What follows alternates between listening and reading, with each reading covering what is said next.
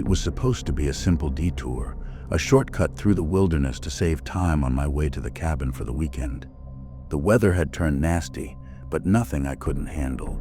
I had enough supplies, a working car, and a route that was used by others before, but somehow I found myself stuck. The car sputtered to a stop in the thickening snow. I tried the engine again. Nothing, not a sound, only the muffled whispers of the wind cutting through the trees.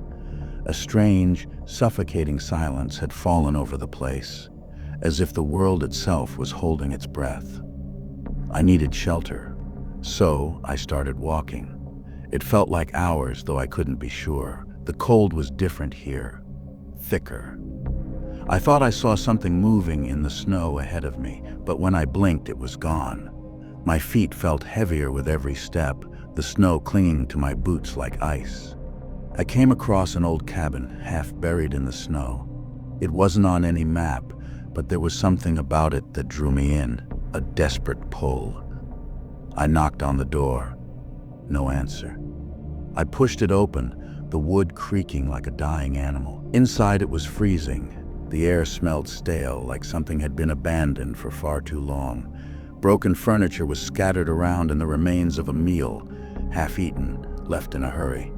But it wasn't the mess that unsettled me. No, it was the faint scratching sounds. Faint like nails on wood, coming from somewhere deeper inside the cabin. I told myself it was just the wind, but deep down, I knew something was wrong. I couldn't bring myself to leave. The storm outside had only worsened, and the cold seemed to be following me inside. The fireplace was old and worn, but the logs refused to catch fire. I sat by it, rubbing my hands together, trying to generate some warmth. My breath hung in the air longer than it should have, twisting, curling before disappearing into the shadows. It felt like the cold was watching me, breathing along with me. The hours passed in a haze of shivering. My clothes felt damp, even though I hadn't moved from my spot. That's when I noticed it. My fingers were numb, more than just from the cold. I looked down, horrified, and saw patches of frost clinging to my skin. I pulled off my gloves, my fingers stiff and white, but it wasn't just frost. It was as if something had embedded itself inside me. I tried to brush it off, but it kept growing, creeping up my arms, my legs. I moved to the window, my breath fogging up the glass, and looked outside. The storm was a blizzard now, and there was no way out. The snow piled higher, faster. Then I found it. A journal, hidden in the floorboards, old and brittle. The pages were covered in frenzied writing, barely legible, but the message was clear. The frost is alive. It feeds, gnaws at you, consumes you from the inside out. It leaves nothing but bones and ice. I wanted to laugh. I thought it was some kind of delusion. But as the frost continued to crawl up my neck, I felt its truth gnaw at me. I couldn't shake the feeling that I wasn't alone in this cabin, not anymore. Sleep was a distant memory. My body ached from the cold and the frost. It was inside me now. My skin felt tight, as if it were slowly freezing over. I could see my breath in the air again, but it didn't fade quickly this time. It hung there, thick, twisting and curling like something trying to take shape. That's when I heard it. The unmistakable sound of someone, or something, moving behind me. I froze.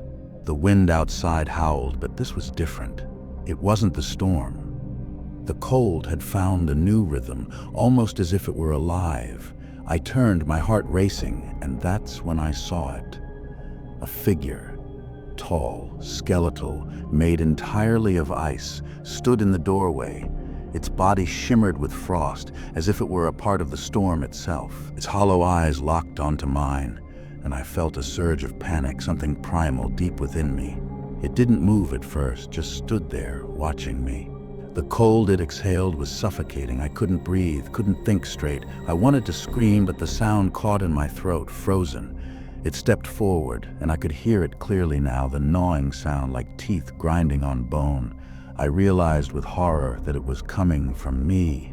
The frost had begun to gnaw at my very bones, hollowing me out from the inside. I staggered back, trying to run, but my legs refused to obey. They were frozen in place.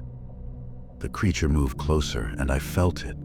The cold press, deeper, sharper. My skin cracked, brittle like ice, as I fell to the floor. The last thing I saw was the figure towering over me, its breath freezing everything in its wake. I don't know how long I was unconscious. When I woke, the frost had covered me completely. My body no longer felt like mine. It was solid, cold, hollow. The air around me was thick with an unnatural chill, like it was breathing along with me. I tried to move, to force my frozen limbs to act, but it was no use. The frost had already claimed me. It gnawed at my bones, deeper and deeper, until there was nothing left but the ice.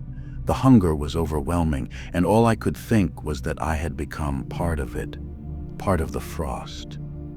I remembered the journal then, how the last entry had talked about becoming one with the cold, the frost that gnawed at you, took your soul, until there was nothing but ice. I felt it now, gnawing at me from the inside out. I couldn't escape. There was no warmth, no fire, no hope.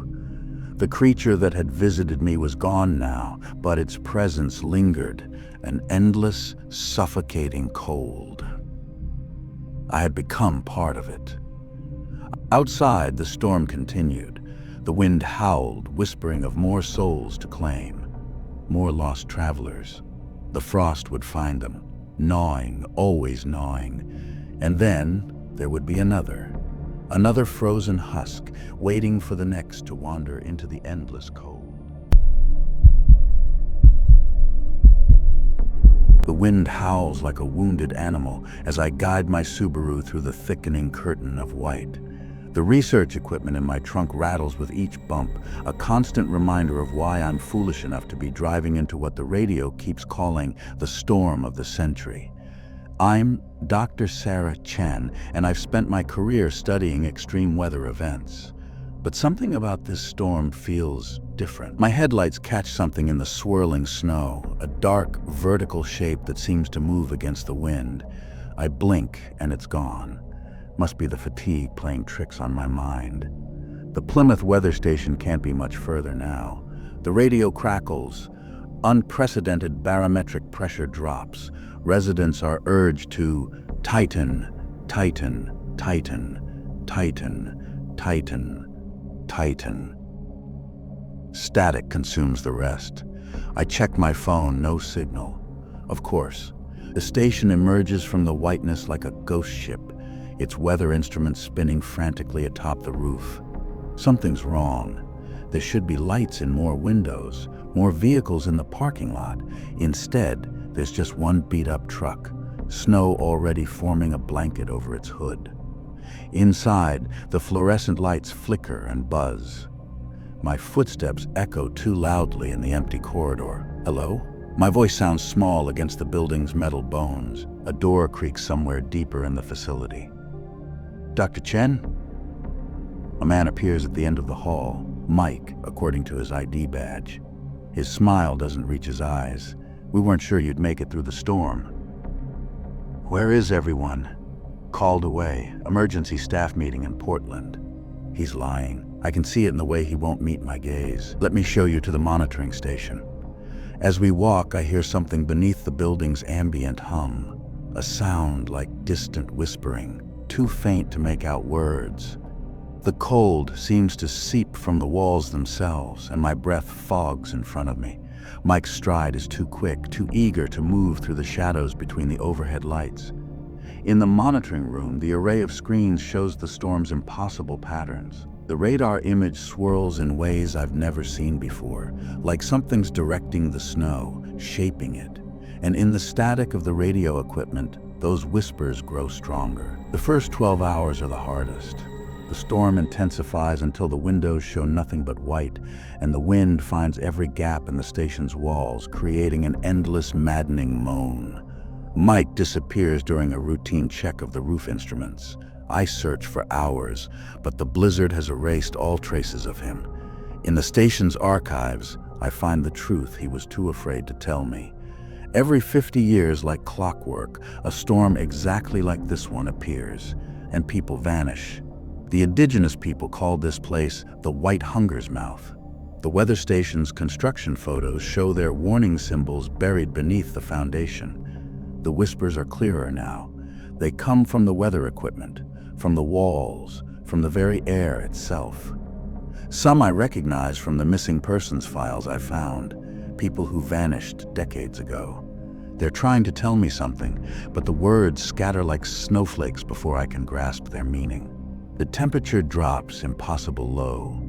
Frost crawls across the inside of the windows, forming patterns that look disturbingly like faces. The backup generator hums, but the shadows it casts move independently of the flickering lights. Sometimes in the corner of my eye, I see figures standing in the hallway, but they're gone when I turn. Mike's journal reveals his descent into paranoia over the past weeks. The final entry reads, "It's not measuring the storm, it's calling it. God help us, the station is calling it." The walls groan under the storm's pressure, or maybe it's something else, something trying to get in. The weather instruments show readings that defy physics, pockets of absolute silence within the howling wind, areas where the temperature drops below absolute zero. Nature isn't capable of this, but something else is. Time stops making sense. I find rooms as they existed decades ago, snow blowing through walls that are simultaneously there and not there. The voices grow stronger, and now they're mimicking my family. My daughter's voice calls from dark corners, begging for help. But Emily's been dead for 5 years. I understand now. The station, the instruments, the advanced technology, we built them on top of an ancient seal, thinking we were studying the storm. Instead, we've been helping it break free. The whispers aren't trying to lure me, they're trying to warn me. Every victim consumed by the white hunger becomes part of its voice, trying to prevent more deaths. The entity is inside now. I can track its movements through the temperature drops it leaves in its wake. The native symbols in the sub-basement are our last hope. They were meant to contain it, not just warn about it. But the ritual requires a sacrifice, a soul to replace the one trying to break free. I make my choice. As I carve the symbols into my skin and recite the words found in the station's oldest records, I feel the cold enter my bones. The storm responds, contracting around the building a fist. The entity screams in 1,000 voices, and mine joins them. Months later, another researcher approaches the station. Through their radio, beneath the static, my voice joins the chorus of the lost. We whisper our warnings, hoping someone will finally understand. The white hunger is patient. It can wait another 50 years. But for now, we keep our vigil in the whiteout, in this place where snow and souls become one.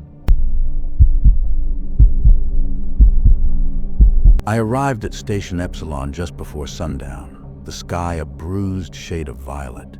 The air was so cold it felt like knives against my skin. But the worst part wasn't the cold, it was the silence. No wind, no cracking ice, just nothing. The outpost was an old research station, built decades ago and abandoned for reasons I never cared to ask. I was here alone for now. The rest of the team wouldn't arrive for another 3 days. The plan was simple: inventory supplies, check the instruments, and ensure the place was operational. Easy. Inside, the air was stale, carrying the scent of dust and something faintly metallic. The station was functional. Lights flickered to life, heaters hummed, but everything still felt off. I spoke to myself just to hear sound. My voice felt swallowed by the walls, absorbed into the stillness. That first night, I noticed something strange. I couldn't hear myself breathing. The heater was running, but the usual hum, gone. Even the sound of my own heartbeat seemed muffled, as if the air itself was thick with something unseen. I dismissed it. Isolation does weird things to the brain. But as I lay in bed, I swore I heard something, a whisper. Not words, just breath. When I turned on the lights, there was nothing there. The silence lingered, heavy and patient.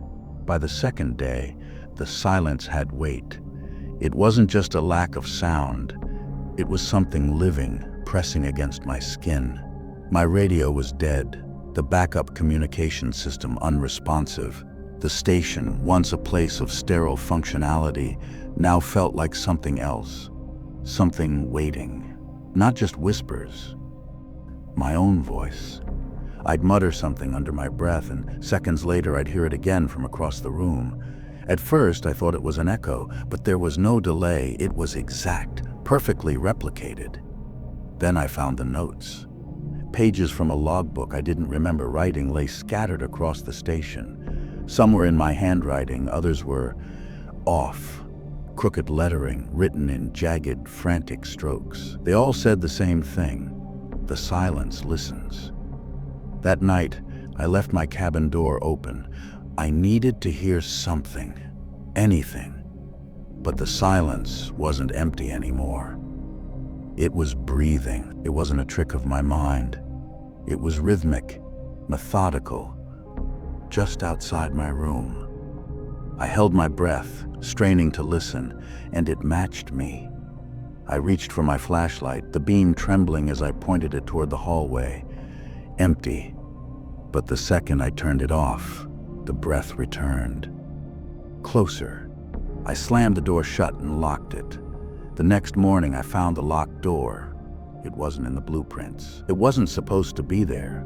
The metal was frostbitten, the handle ice cold. After some effort, I forced it open, revealing a room untouched by time. And in the center of that room was a body. The corpse was seated at a desk, its back hunched, fingers frozen in place over an old journal. The face was obscured by the thick frost coating its features, but the mouth was open in a soundless scream. I grabbed the journal and fled. Back in my room, I opened the brittle pages, hands shaking. The last entry sent ice through my veins. The silence is inside me now. It will take me like the others. I read that line over and over, and then I heard it.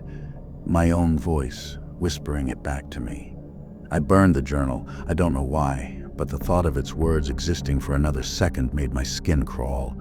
I tried to sleep that night, but I wasn't alone. Something moved inside the silence. I don't remember when the silence took my reflection. One moment I was looking into the frost-laced mirror above the sink. The next, my reflection wasn't right. It stared back at me, but the movements were delayed, a fraction of a second too slow. When I raised my hand, it followed, but the eyes stayed locked on mine, unblinking. I screamed, but no sound came out. And then I saw it. My reflection's mouth opened, wider than humanly possible, and from the gaping void came a whisper, thick with hunger. You were never alone. I ran through the station, the walls warping, the air thick like a vacuum. I slammed my fist against the radio, but the silence was stronger. It had devoured the sound. It had devoured me. Then the whisper returned, from everywhere at once, 100 voices in my own tone. I am the silence now. Darkness swallowed me. 2 weeks later, the rescue team arrived. The station was empty. Only my journal remained, open on the desk, the last entry freshly written in my hand. And I am still so hungry. I've worked as a park ranger for years, stationed in some of the most remote corners of the wilderness, but I'd never experienced a storm like this. The last supply helicopter left 2 days ago, and by noon, the whiteout had swallowed the world outside my outpost. I stood at the window, watching the sky turn a bruised shade of gray, thick clouds swallowing what little light was left. The radio had died earlier, just static now. My nearest backup was 50 miles away, unreachable until the storm cleared. I wasn't worried, not yet. But then I saw the tracks. They weren't there this morning. Large, deep impressions in the snow circling the cabin. They didn't belong to any animal I recognized. Too long, too narrow, and too deliberate. The wind hadn't erased them. That was the first thing that felt wrong. The second was the sound. At first, I thought it was the wind slipping between the trees, a distant groan carried by the cold. But no, this was something else. A deep, guttural howl that didn't fade with the gusts. It lingered, curling around the outpost like breath against my ear. Something was out there. By nightfall, the wind had risen to a shrieking wail, rattling the thin walls of the station. I bolted the door, double-checked the generator, and let the fire in the wood stove burn high. Still, I couldn't shake the feeling that I wasn't alone. And then, as I sat down to eat, I heard it. A thud against the wall, close, right outside. I barely slept that night. The wind screamed, but underneath it I could hear something else. A slow, dragging movement across the snow. Every few hours the cabin would creak and I'd jerk awake, pulse hammering in my throat. By morning, I found something chilling. The tracks were closer now, circling the cabin. Worse, something had pressed against the frosted window pane, melting the ice where it had breathed. Something had been watching me. I tried the radio again. The emergency phone? Dead. My supplies? Fine, for now. But the gnawing cold had crept inside, sinking deep into the walls, into my bones. The storm wasn't letting up. That night, it got worse. Around midnight, I heard it again, a low, shuddering breath against the window. I forced myself to look. At first, I saw only my own reflection in the dark glass. But then, a shadow shifting at the edges of the trees. Something big. Then, the door handle moved. I grabbed the shotgun from under my cot, breath tight in my chest. Footsteps crunched on the porch. Not footsteps. Dragging. Scraping. I aimed at the door. Waited. The fire flickered. The wind howled. The handle stopped moving. For a long time, there was only silence. Then, the door creaked open. The door wasn't unlocked. It hadn't blown open. Something had opened it. Heart pounding, I stepped forward and kicked it shut, bolting it again. My hands were shaking. The shotgun felt useless in my grip. That's when I saw it. An old journal on the shelf near the wood stove. I had seen it before, but never paid much attention. It belonged to the last ranger stationed here. I flipped through the brittle pages, my breath catching as I read the final entry. It has my scent now. The night has teeth. A sudden gust of wind rattled the walls. I turned, pulse hammering, and saw something pressed against the window. Not a man, not an animal. A shape. Tall, thin, too many joints bending the wrong way. No eyes, just darkness where a face should be. And when it exhaled against the glass, the frost melted away in the shape of a maw. Teeth. The cabin shook. The fire guttered, and in that moment I realized the awful truth. The cold was alive, and it was hungry. I ran. I grabbed my coat, my boots, and threw myself out into the blizzard, shotgun gripped tight. The wind howled, swallowing every sound except the pounding of my own heart. The world had changed. The trees were wrong. The trail leading to the emergency shed was gone. Buried under ice, or never there at all. I ran blindly, my breath coming in sharp, freezing gasps. Snow crunched behind me. Not footsteps, something else. The grinding of ice against ice. The rasp of something dragging itself forward. I turned and it was there. Not a man, not a beast. The long night itself, standing on two spindly legs, its breath curling in the frozen air, jagged teeth glinting in the darkness. It didn't move. It didn't have to. The cold deepened, the darkness thickened, and then I realized there was no morning. The sun had set days ago, but it wasn't coming back. This place didn't belong to the living. It never had. And as my breath froze in my lungs and the last ember of warmth in my body flickered out, I finally understood the words in that journal. The night has teeth, and I was already between them.